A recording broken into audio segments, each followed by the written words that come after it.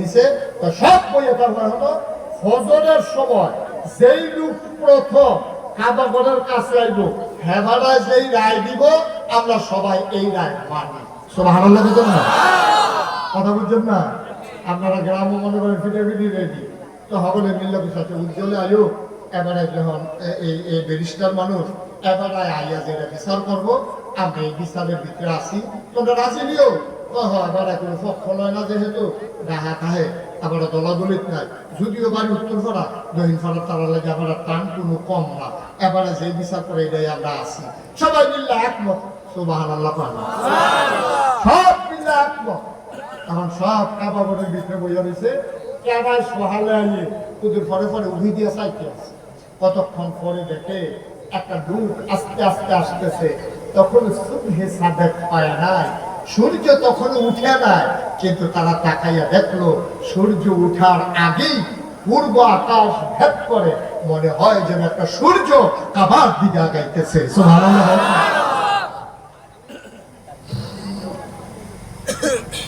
মক্কার মানুষগুলো চিন্তায় পড়ে গেল সূর্য এখন উঠে নাই এটা কোন সূর্য উদয় হলো কে আগায় আসতেছে। সবাই মিলে অবাক বিস্ময়ে তাকিয়ে দেখলো চিৎকার করে সবাই একমত ঘোষণা করলো আমরা যেই মানুষটার জন্য অপেক্ষা করতেছিলাম আজকে আমরা চাইছি যারে পাইছি তারে এমন একটা মনমতো মানুষ পাইছি মানুষটার কেউ না মুহাম্মদ ইবনে আব্দুল্লাহ আমাদের আল আমিন। নবীজিরে তারা আল আমিন কি ডাকতো? আলামিন। কি ডাকতো? আলামিন। কি ডাকতো? আলামিন বিস্কুট খাইয়েছে তারপর আলামিন ডাকছে নাকি? আমরা মতো বিস্কুট খাইয়ে আলামিন ডাকছে, চা খাইয়ে আলামিন ডাকছে না।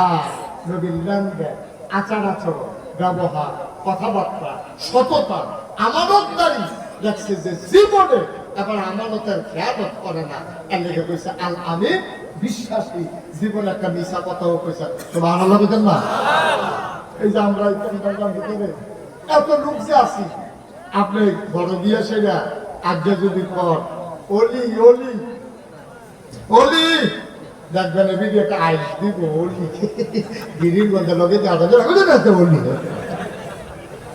ঠিক নেই কথা না ঠিক নেই। আপনার ওয়াইফ আপনার অলি মানে না, আপনার ওয়াইফ আপনার অলি মানে না।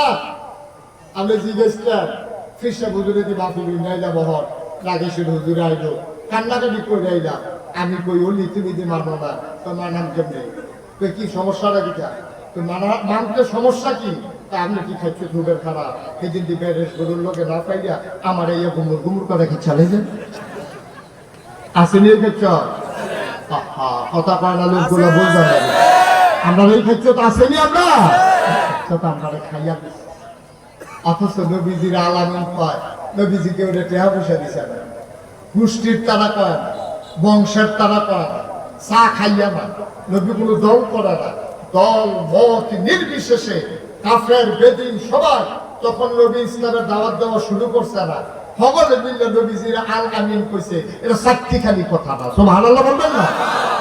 এখন তো যেই দলের তারা এই দলের তারা বালা কর আরেক দলের তারা আরেক দলের তারা বালা কর অন্যায় করলেও খাবারায় বাবা এই জন্য আমাদের দেশের সবচেয়ে বড় গজব ঠিক কিনা আয়ো ন্যায়ের ন্যায় কইয়া অন্যায় অন্যায় কইয়া তেলের তেল কইয়া ফানিরে ফানি কইয়া সাদারে সাদা কইয়া কালারে কালা কইয়া অন্যায় যদি আমার আব্বায়ও করে অন্যায় অন্যায় অন্যায় ন্যায় হইতো না ঠিক কিনা। আমাদের দেশে অন্ধ অন্ধ দলের তারা করছে এটা ন্যায়ক অন্যায়ক এই দিয়েছি এই হলো আমাদের গজবে ধরছে নাই রে। এইভাবে ছেলের একটা আন্দোলন করলো একটা বৈধ চাওয়া তাদের যে আমরা যদি কোটায় এইরকম যদি দিয়ালাম তা আমরা বলে আমরা করলাম নাই চাকরি হইতো না ফলাফলের কাছে আপনারা এটাকে সংশোধন করে দেন। এই সংশোধনের থেকে শুরু করে যাইতে যেতে এমন জায়গা গেল এরপরে কতগুলো প্রাণ গেল। আজকে ফেসবুকে একটা ছবি দেখলাম একটা গাড়ির ড্রাইভার তার এই সামান্য সামনের থেকে তারা ফায়ার করছে তার নাকের এই নাক সারা এই দাঁতের ফুটটাই গাল দি উঠতে গেছে ছবিটা অনেকেই হয়তো আজকে ফেসবুকে দেখছেন এইরকম হয়ে গেছে। এই দৃশ্যটা দেখার পরেও আপনি দল না হইলে করেন আর কি, আপনি ন্যায় অন্যায় বুঝতেন না। এরপরেও যখন কয় যে হ্যাঁ করলে করছে অহন কি বালানি, এই কথাগুলা যারা কয়, এই কথাগুলার কারণে এই বাংলাদেশে গজব আসবে, ঠিক কিনা? গজব আসবে। অন্যায় অন্যায় যে হজা হয়েছে অন্যায় হয়েছে, অহংকে আপনি সংশোধন করো, কথা থাকলে কথা কও, কিন্তু অন্যায়ের সমর্থন করা এগুলো মুমিন মুসলমানের চরিত্র হইতে পারে না, ঠিক কিনা বলেন? আপনি অন্যায় অন্যায় বলতে পারবেন না, আপনি মানুষ থেকে লজ্জা দিতে, আপনি কি ইয়ার পুত্র জায়গা লজ্জা নাকি? একটু চিন্তা করি, একটু চিন্তা করি। ন্যায় অন্যায় করবেন, অন্যায় অন্যায় করবেন, ভালোরে ভালো বলবেন, খারাপরে খারাপ বলবেন, অসুবিধা কি? একটা মানুষের ভিতরে ভালো যেমন আছে তার খারাপও আছে, সুতরাং ভালোকে ভালো বলতে হবে, খারাপকে খারাপ বলতে হবে, এটাই ইসলাম, ঠিক কিনা বলেন? কষ্ট হইতেছে বোধ আপনাদের না? ছেড়ে দেওয়া দরকার আর সামান্য। এখন নবীজি কথা মনে আছে তো নাকি? সকাল হওয়ার আগেই আধো আলো আধো অন্ধকার, দেখে যে একটা সূর্য মনে উঠতে আইতে আছে, এর পিছিয়ে দিয়া দেখে যে আরেকটা সূর্য, মনে কি আজকে কি দুইটা সূর্য নাকি? না, একটা হলো আকাশে, আরেকটা হলো জমিনে। আকাশেরটার নাম সূর্য, আর জমিন দিয়ে যে হেঁটে আসছে তিনি তোমার আমার নবী, নবী মুহাম্মদ রাসূলুল্লাহ সাল্লাল্লাহু আলাইহি ওয়াসাল্লাম। মুসলমান মন দিয়ে শুনো রে ভাই, আল্লাহর নবী আসলেন। তৎকালীন জামানায় কাফির গুলো নবীর কাছে দ্বারস্থ হলো, ও মুহাম্মদ, সবাই পড়েন সাল্লাল্লাহু আলাইহি ওয়াসাল্লাম। নবীর নাম শুনলে কি পড়তে হয়? সাল্লাল্লাহু আলাইহি ওয়াসাল্লাম। দুই একবার না বারবার? বারবার। দুই একদিন না প্রতিদিন? দুই এক সপ্তাহ না প্রতি সপ্তাহ? দুই এক মাস না 12 মাস? দুই এক বছর না সারা জীবন? আমরা পড়ব সাল্লাল্লাহু আলাইহি ওয়াসাল্লাম। এখন নবীজি যখন কাছে আসছে, তো মুহাম্মদ বলবেন না কিছু? সাল্লাল্লাহু আলাইহি ওয়াসাল্লাম একটা কাজ করেছে। এখন যে আমরা যে হাজরা আসওয়া ফাতহুল্লাহ রাখা লইয়া দেখা ফিডাফিডি লাইন হইতে আছে, তখন টিকা করো, তো আমার কাছে বুদ্ধি আছে। সুবহানাল্লাহ বলবেন না? তো নবীদেরকে বুদ্ধি দেয় কারা? আল্লাহ। আল্লাহ ওলি যারা তারারে বুদ্ধি দেয় কারা? আল্লাহ। কত একটা মনে পড়ছে দেখি কইলে তা আল্লাহ ওলিদেরকে বুদ্ধি দেয় নবী, আল্লাহ। আল্লাহ নবীদেরকেও বুদ্ধি দেয় আল্লাহ। তারা বুদ্ধি দিছে দেখা তারা বুদ্ধি গুলো চলতে আছে। এইরকম আল্লাহর এক ওলি ছিল, নাম হলো আবু বকর সিদ্দিক, আপনার কুরাইশি, যিনি ফুরফুরার মুজাদ্দিদে জামান আবু বকর সিদ্দিক আর কুরাইশি। ওনার কাছে গিয়া মুরিদ হইছে ওনার বাংলাদেশের একটা প্রথিতযশা বিখ্যাত জ্ঞানী মানুষ, ওনার নাম হলো ডক্টর মোহাম্মদ শহীদুল্লাহ। কি নাম? ডক্টর মোহাম্মদ শহীদুল্লাহ। 17 ভাষার পণ্ডিত। 17 ভাষা কইতে পারে না, পণ্ডিত পণ্ডিত, ঠিক কিনা কাও? আমরা তো বাংলা বলে 14টা ভুল হয়, আর হেবারা 17টা ভাষার পণ্ডিত। এবারে গিয়ে মুড়ি রয়েছে ফুরফুরার পীর সাহেবের কাছে। এবারে তো কামাইয়া কুমাইয়া হমান, এবারে তো দাড়ি টাড়ি নাই, কারণ এবারে শিক্ষিত মানুষ, সাপ মানুষ, বিদেশ লেখাপড়া করে আইছে। তো বসো, বসো, একটু খেয়াল করে শুনে। কয় ভাষার পণ্ডিত? 17। আহারে কথা না করে তো তোরা কয় ভাষা? 17টা ভাষার পণ্ডিত। আবার যখন আইছে এই বুড়ি দিয়েছে এই মুজাদ্দিদ ফুরফুরা পীর সাহেবের কাছে, তো ফুরফুরা দিতে পারে। তো যারা পীর সাহ তারা জন্য হোমিও ডাক্তারের মতো, হোমিও ডাক্তারে দেখবেন আপনি গেলে কত তান জিগা, গরম গরম ভাল লাগে না ঠান্ডা ভাল লাগে, হুগনাথ ভাল লাগে না পানিত ভাল লাগে, কত তান যে জিগায় আপনাকে। এই আল্লাহ রলিরা আসছে সিহন ডাক্তার। তো মুড়িদ কি হয়েছে, হুজুরে যদি ডাইরেক্ট ধরে তুমি আমার কি মুড়ি দাঁড়ি ধরে কামাই রাখছো, সরাইতে পারো, এই কথা করলে তো বদনাম যেত না। হুজুর এখানে আশায় আশায় গেছে, দেখো কারবারটা কেমনে গড়াই। কয়েকদিন পরে হুজুরের লগে লগে রাহে আদর করে, হুজুরের মাছ দিলে মাছের টুকরাটা হুজুর আবার ডক্টর মোহাম্মদ শহীদুল্লাহ ফাতো দেয়। এমনি চলতে আছে। একদিন এক মাহফিলে হুজুর আলোচনা করতে আছে, সবাই গড়াগড়ি করে কানতে আছে, ডক্টর মোহাম্মদ শহীদুল্লাহ কানতে আছে। হুজুরে বুঝছে তখন ডক্টর মোহাম্মদ শহীদুল্লাহর মনটা যে নরম, অকেরে জুয়াইয়া রয়েছে, গোসারা যাওয়ার লগে লগে হি হচ্ছে। আবার ডক্টর মোহাম্মদ শহীদুল্লাহ যখন কানতে আছে হুজুরের কাছে টান দিয়ে আস্তে করে গালটা ফাঁক দিয়া বলতেছে, বাবা আর না কামাইলে সারে না। সুবহানাল্লাহ কইতেন না? কি জুডার সময় কইছে দেখছেন নি? এখন এখন বড়ইয়া প্লেন করতে আছে আর এমন টাইমে আল্লাহ রলির গালটা আতলাইতে গেছে গা, কইছে যে আল্লাহ নবী আত্রা গালের ভিতরে যখন লাগছে কইছে, বাবা আর না কামাইলে সারে না। ডক্টর মোহাম্মদ শহীদুল্লাহ মনে মনে নিয়ত করে লাইছে, যেই গাল হুজুরের হাত লাগছে এই গাল আর প্লেট লাগতো না। সুবহানাল্লাহ। ও ডক্টর মোহাম্মদ শহীদুল্লাহ যেহেতু সাপ মানুষ, এবার আর বউ কি এরকম আমরা গ্রামের ভিডিওতে মতো না, এবারও হেভিডিও দেখুন সাপ, হেভিডিও তো সাপে, হেভিডিও তো জামাই এই এরকম সাপ দেখতে বিয়া বইছে তোমা এবিডি দেখে কি তারে ওখান দিয়ে আমরা টাইমে শার্ট চালাইয়া পাঞ্জাবি গাও দেয়, প্যান্ট ঠালাইয়া পাজামা পরে, তারপরে টুপিও মাথার দেয়, আবার খোসা খোসা দাঁড়িয়েও দেওয়া যায়, তাই নাকি পুরো হুজুর হয়ে যেতেছে, তাই নিয়ে একটা টাইট না দিলে খারাপ রাহন যেত না। এমনি করছে কিতা ডক্টর মোহাম্মদ শহীদুল্লাহ রাত্রে যে মাহফিলতে আইয়ে একদিন এমনি খাইয়া এই রাখিয়া আস্তে করে গিয়ে শুয়ে রয়েছে। ডক্টর মোহাম্মদ শহীদুল্লাহ যখন ঘরে ঢুকছে, ঢুকাতে টেবিলের উপরে খানা আছে, যখন সব শুয়ে রয়েছে জীবনে তো এই কাম হয় না, যত দায়িত্ব আমারে ফালাইয়া তো খায় না। তো ডক্টর মোহাম্মদ শহীদুল্লাহ ডাক দিয়া কয়, কি মন খারাপ? আর স্বাস্থ্য খারাপ? না শরীর বলে। ও মন খারাপ? ও মন খারাপ কে রে? আয়না দিয়া চাইলে বুঝবেন কে রে মন খারাপ। ডক্টর মোহাম্মদ শহীদুল্লাহ বুঝা গেছে, দাঁড়িয়ে রিয়েকশন করছে। দাঁড়িয়ে কি করছে? রিয়েকশন করছে। এটা বুঝেছি কি শূন্যভাবে লাগবে। ডক্টর মোহাম্মদ শহীদুল্লাহ আর কোনো কথা না কইয়া আবার আস্তে করে গিয়া নামাজ টামাজ কইরা খাইয়া দেয়া আস্তে করে বিছানায় শুয়ে রয়েছে। গিয়া দেখে যে বেগম সব বিছনাত নাই, উনি আলগা, ওই এই ডক্টর মোহাম্মদ শহীদুল্লাহ আলগা। সুবহানাল্লাহ বলেন না?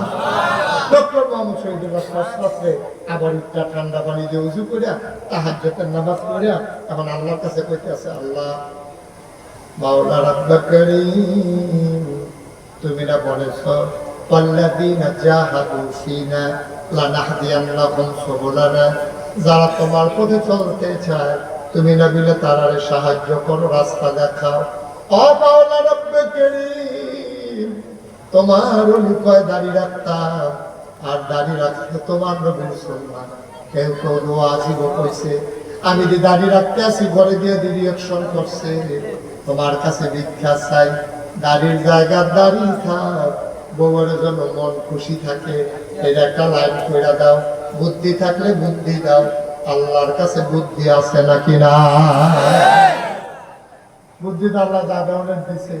সকালবেলা নাস্তা খাইতে হইয়া ডক্টর মোহাম্মদ শহীদুল্লাহ বেগম সব যখন নাস্তা দিছে, ডক্টর মোহাম্মদ শহীদুল্লাহ কয়, তেকু কয় কেড়া কালকে কোনটি আরে কানের ফোলার আছে তেকু আছে তো, তার একটা টেহা দিয়া পাঠাচ্ছেন, দুইটা ব্লেড আনতো। কয়টা ব্লেড? কার কাছে ওয়াজ করতে আসি? কয়টা ব্লেড? তার একটা টেহা দিয়া পাঠাও, দুইটা ব্লেড আনতো।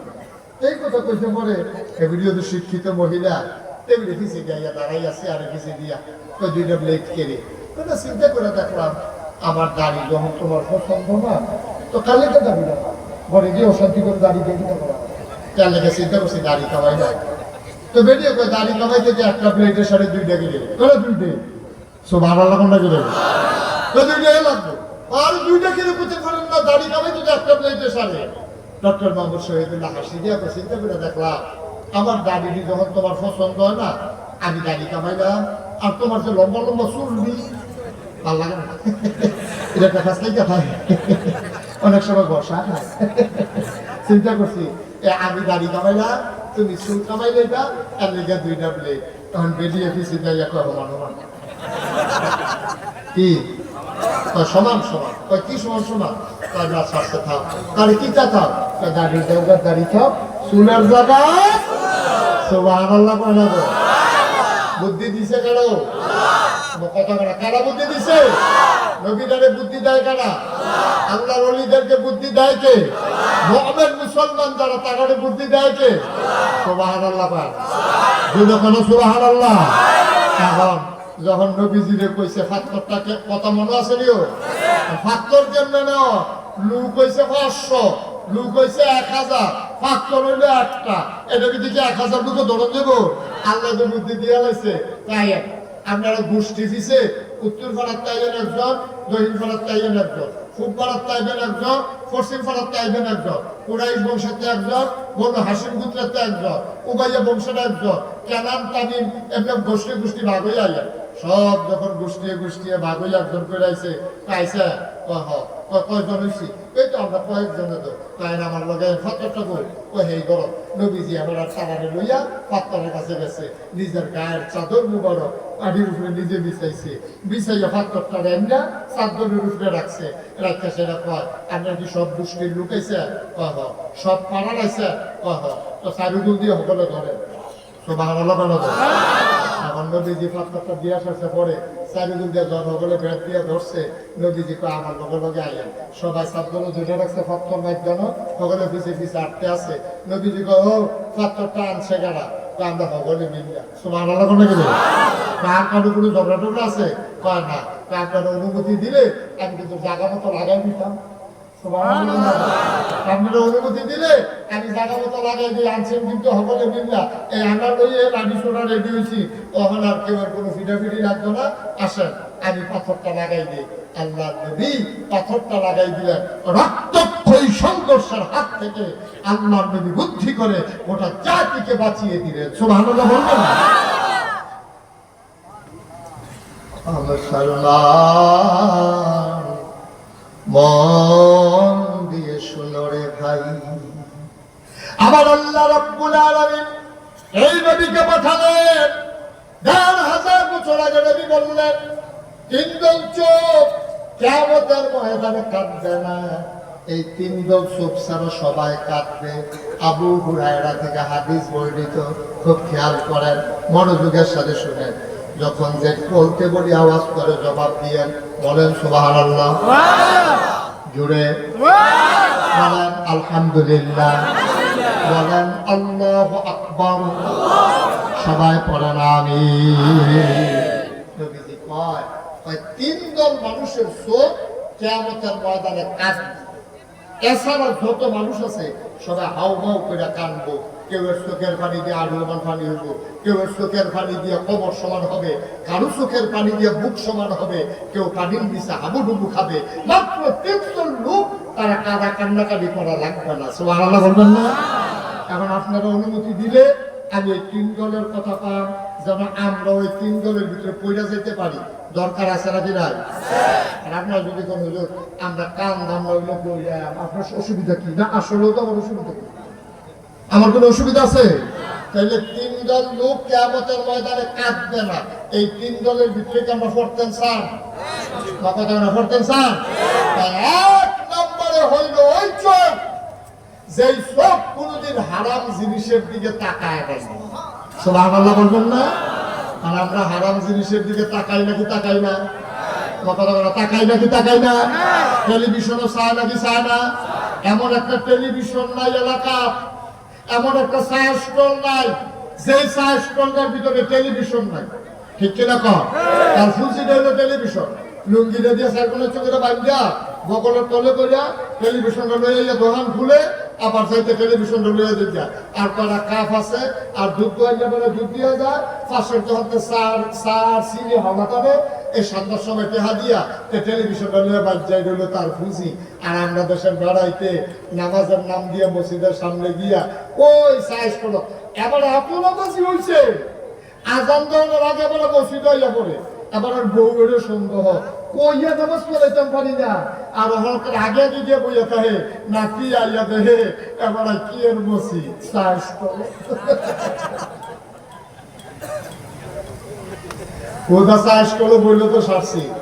বুড়া বেড়া ও কষ্ট লাগে, ও বুড়া বেড়া দাড়ি ফাঁক না, চোখটি গাতাক গেছে গা, টেলিভিশনটা সাইডে দিয়ে রাখছে, আর ইচ্ছা মতো টেলিভিশন চাইতে আছে, হেগুলো একামত দিয়ে লাইতে আছে, আর ঘুরে বেড়া মসজিদও যায় না, নাইবাদ করে টিটকারি মারতেছে, দাদা একামত দিয়ে গেছে আপনি বইয়া বসেন কোন আসা, এবার আরে শুরু হইতে রুকুর যেতে না, আর কিন্তু চাইয়া লই, এবার চাইতে আছে। সিনেমার ভিতরে দেখাইছে ফিটাফিটি রেখে রয়েছে, এবারে দৌড় দিয়ে মসজিদে ঢুকছে, কি আর নামাজ, আল্লাহু আকবার নিয়ত করে সেটা মনে মনে চিন্তা করতেছে, যেই ফিটা দিছে বাচ্চে নাকি মাথা ফসা দেবে ভাই। আচ্ছা ভাই বসো। আমরা কি ভাই কুদ্দুরা আল্লাহ হয়েছে চিন্তা করে আপনি মরতেন না? নবীজি খুব দুঃখ করে কইছো যেই বুড়াডি আমাদের মুরব্বী করতাম পারি না কইলে চায় যেই মুরব্বীটি বয়স হওয়ার পরে যেই মুরব্বীরা এই যে আপনার হারাম জিনিসের দিকে তাকায় গোনার কাজে লিপ্ত থাকে, নবীজিকে এই মানুষটির লিগে কষ্ট লাগে বেশি। তারা একসময় জোয়ান বয়সে কষ্ট ওহন তো বুড়ো হইছ, এই জায়গাটা তাইও তুমি মরার চিন্তাইও না, তুমি মরতা না। নবীজি এই মানুষটির লিগে বেশি দুঃখ করছে। অনেক বুড়া বুড়া মানুষ দেখবেন, আমার আশ্চর্য লাগে, বুড়া মানুষ সুন্দর দাড়ি রাখছে, কি সুন্দর টুপি মাথার দিছে, এই মাত্র নামাজ পড়ছে, নামাজটা পড়ে বাড়িয়া বিড়িটা ধরাই না। আরে যাই মানুষে বিড়ি টানো, বসুইরা কামলায় বিড়ি টানো, রিক্সাওয়ালায় বিড়ি টানো, তোমার মতো নামাজি, তোমার মতো আল্লাহওয়ালা, টুপিওয়ালা, দাড়িওয়ালা তোমার মুখে বিড়ি শোভা পায় না, ঠিক কিনা? তুমি অন্য মানুষের মতো না, তুমি দাঁড়িয়েও রাখবা, টুপিও মাথার দিবা, নামাজও করবা, আবার বিড়িও টানবা, তো তুমি তোমার সামনে কারিগর একটা, তুমি সব পারো। তুমি উদ্দুর চিন্তা করে মনটা যা ধরে তা কইলেন না, দুনিয়া থাকতেন না। কথা দিয়ে হয়তো আপনাদের কাছে বিষয়ের মতো লাগবো, যাবার বিড়ি টানে এবার জায়গা করছে তারা আর বুঝুন নাই বাংলাদেশ প্রত্যেকে বিষয়টা বাট করতে পারে না। একটু চিন্তা করে চলবেন, উদ্দুর চিন্তা করে চলবেন। আপনার মতো মানুষ এটা হয় না, আপনি পারেন না, এটা আপনি তো সুরত ধরছেন কিন্তু সিরত আপনি মিলাইতে পারেন নাই, চরিত্রটা আপনি নষ্ট করে ফেলছেন। এটা কোনো মানুষের জিন্দেগি হইতে পারে না। তাহলে এক নম্বর ওই চোখ যে কিয়ামতের ময়দানে কান্নাকাটি করা লাগবে না, যে চোখ কোনোদিন হারাম জিনিসের দিকে তাকায় নাই। আল্লাহ যেন হেফাজত করে, সবাই কোন আমিন। আল্লাহর নবী কয় দুই নম্বর ওই চোখ যে চোখ রাত জেগে জেগে সীমান্ত পাহারা দিয়েছে, মুসলমানদেরকে পাহারা দিয়েছে, দেশের পাহারা দিয়েছে, বর্ডার গার্ড বিজিবি। আমি যখন রাতে মাহফিল থেকে যাই, রাস্তার ভিতরে অনেক সময় পুলিশের সাথে দেখা হয়, বিজিবির সাথে দেখা হয়। আমি গাড়ি থেকে নেমে অনেক সময় জড়াইয়া ধরি, আমি বলি ভাই তুমি এটারে চাকরি মনে করো না, তুমি এটা মনে করো একটা ইবাদত। আল্লাহ নবী বলেছেন রাত জেগে জেগে যে সীমান্ত পাহারা দেয়, ওই চোখ কিয়ামতের ময়দানে কোনোদিন কান্নাকাটি করা লাগবে না। বলো সুবহানাল্লাহ। আমরা মহল্লা মিটিং সুবিধা হাতে ভয় হয় তো এলাকার ফলাফলে মিল্লা মিটিং করে, আমরা সবাই মিল্লা এলাকা পাহারা দেয়। আজকে হিবেতে দুইজন, ফোনের দিনে হিবেতে দুইজন, এমনি ভাগ ভাগ করে পাহারা দেয়। এটা শুধু পাহারা না, নবীর হাদিস অনুযায়ী এটা রাত জেগে জেগে মুসলমানের সম্পদ ইজ্জত আবরু পাহারা দিল। এই চোখ কিয়ামতের ময়দানে কান্না করা লাগবে না। সুবহানাল্লাহ বলবেন, কত দামি কথা দেখেন। তিন নম্বরে ওই চোখ, যেই চোখ আল্লাহর একটা সেকেন্ডের জন্য হইলেও কেঁদেছে, মাসির মাথার পরিমাণ এক ফোঁটা পানি ফেলেছে। মুসলমান, তুমি মুসলমান হইছ, তুমি বড় ভাগ্যবান। তুমি আল্লাহ চিনেছ, নবী চিনেছ, তুমি কোরআন পেয়েছো, তুমি নামাজ পেয়েছো, রোজা পেয়েছো, তোমার বড় সাপ পালরে ভাই। তুমি যদি আল্লাহর ভয় অন্তরে নিয়ে, ভয়টা কি খেয়াল করে শোনো, আমরা শেষের দিকে যাই। আল্লাহর ভয় কারে কয় শোনো, কিয়ামতের ময়দানে তুমি যখন উঠবা, হিসাব নিকাশ কিন্তু গোনা হবে না, সওয়াব গোনা হবে না, সওয়াব ওজন দেওয়া, সওয়াব মাপা হবে। কিয়ামতের ময়দানে তোমার সওয়াবগুলা পাল্লায় যখন দেওয়া হবে, গোনার পাল্লাটা নিচে নেমে যাবে, সওয়াবের পাল্লাটা উপরে উঠে যাবে। একটা গোনা বেশি, একটা সওয়াব কম, একটা গোনা বেশি হইলে জাহান্নাম, একটা সওয়াব বেশি হইলে জান্নাত। তুমি পাগলের মতো দৌড়াইবা, একটা সওয়াব যদি পাইতাম জান্নাতে চলে যেতাম। একটা সওয়াব, আরে একটা সওয়াব রে, একটা সওয়াব, একটা সওয়াব। তুমি পাগলের মতো দৌড়াইবা। একটু খেয়াল করেন, একটু খেয়াল উঠাউঠি করেন না, বসান সবাই, শেষ করে দিচ্ছি আমি। প্রচন্ড গরম তো কষ্ট হচ্ছে না, বসেন। তো সব একটা দরকার, এই কয়টা দরকার? আমার কথা বলো কয়টা? একটা মাত্র সব আপনি জান্নাতে যেতে পারবেন। আপনি ছাগলের মতো কিয়ামতের ময়দানে ঘুরতেছেন, এমন সময় হঠাৎ করে দেখছেন যে আপনার মা, যে জন্ম দেওয়া মা আপনার সামনে পড়ছে। মা, আমা, আমা, আমা, একটা সব আম্মা তোমার কাছে থাকলে একটা সব নাও। মা ফিরে বলবে কিসের সব? কারণ আমি তো পারা সবের লেগে দৌড়তে আছি, আমার কাছে সবের পাইবা না। কলাটা কান দেখে দেবো আম্মা, তোমার মনে নাই আমি যখন ছবি আসলাম আমার যে একবার টনসিল ফুলছিল, তুমি যে আমার রান্না সেরা ওই যে এই সাউথ চুরি করিয়া আমি আইসক্রিম খেয়েছিলাম, তুমি কইসলা আইসক্রিম খেয়েছিলা ফুল টনসিল ফুলছে আরো বাড়বো, তোর গলা ভাঙ্গা যাইবো, তুই কষ্ট পাইবি। আমি তো ছোট মানুষ বুঝছি না, তুমি গেছো গোসল করতা, আইসক্রিম ওলা যখন ডাক দিছে আমি তখন আইসক্রিম ওলারে সব লইয়া আইসক্রিম কিনা ঘরের সিফাত খেলিয়ে খেলিয়া আমি আইসক্রিম খেতেছি, তুমি দেখ খেলাইছো, তুমি ডাক দিয়া কইছো আইও আজা বাইতাইও, এই কথা কইছো পরে আম্মা আমি ডরাইছি, আমি আর সারাটা দিন বাড়িতে যাই মা, ও আম্মা, সারাটা দিন আর বাড়িতে যাই নাই গো আম্মা, ভয়ে ভয়ে লুকাইছিলাম, কোথায় গেছি, রাস্তায় রাস্তায় ঘুরছি, দুপুরে খাইতেও আসি নাই, তুমি মনে করছো সন্ধ্যা পরে সন্তান আসবে, সন্ধ্যা হয়ে গেল, মাগরিবের আজান পড়ে গেল, পাখিগুলো আপন নিরে ঘুমিয়ে পড়লো, গরুগুলো গোয়াল ঘরে, শিশুরা মায়ের বুকে ঘুমায়, আমি তো ঘরে যাই নাই ভয়ে গো মা, তুমি তো পাগল হয়ে গেছিলা। আব্বা যখন বাজার থেকে আসছে তুমি ডাক দিয়ে বলছো তেদো নাই, আব্বা তাড়াতাড়ি টর্চ লাইট লইয়া বার হইছে, আমার বড় ভাই হারিকেন লইয়া বার হইছে, তুমি পাগলের মতো ঘুরতে আসো, আমার ফুটে কই ফুটে কই, আমি তো ঘরে যাই না, সারাটা দিন আমার খাওয়া নাই, গোসল নাই, ঘুম নাই, আমি ভয়ে ঘরের পেছনে খেরপুরার নিচে গিয়া ঘুমাই রইছি, সবাই খুঁজতেছে আমারে পায় না, কেউ পায় না আমারে, তুমি ঘরের পেছনে গিয়া তাকায় দেখো আমার পা গুলা দেখা যায় মশায় কামড়াইতে আছে, তুমি আমার টানতে টানতে ভিতর থেকে বের করেছো, আমার কোলডার ভিতরে জড়াইয়া ধইরা কান্না শুরু করছো, আমিও কাঁদতে আছি ভয়ে, তুমি না কইছিলা পুত্রে অসন্তান আমার ভয় পাওয়ার কিছু নাই, আমি কি তোরে মাল্লা বল নাকি, তুই না আইসক্রিম খাইলে খাইছ,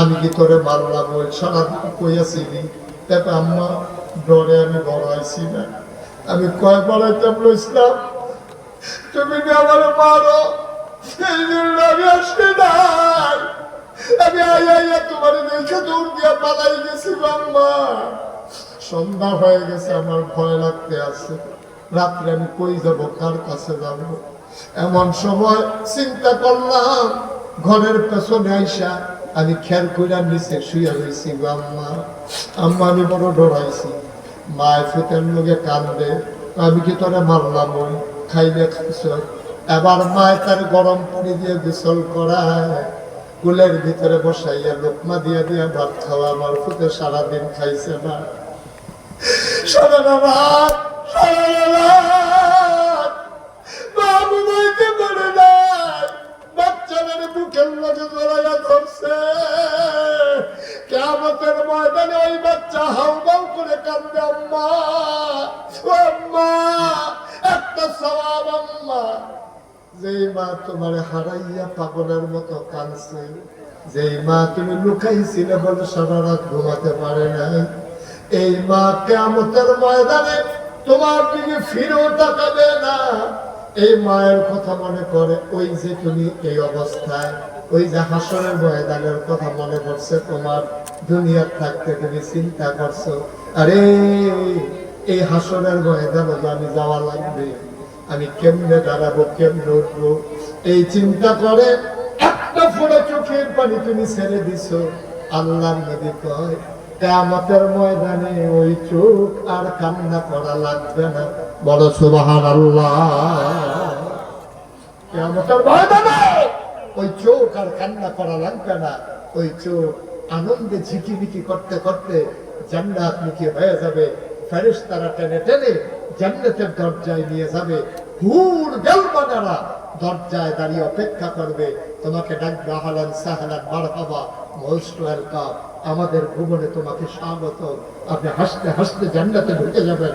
এমন একটা জিন্দেগি আমরা চাই নাকি চাই না? কথা কয় না, চাই নাকি চাই না?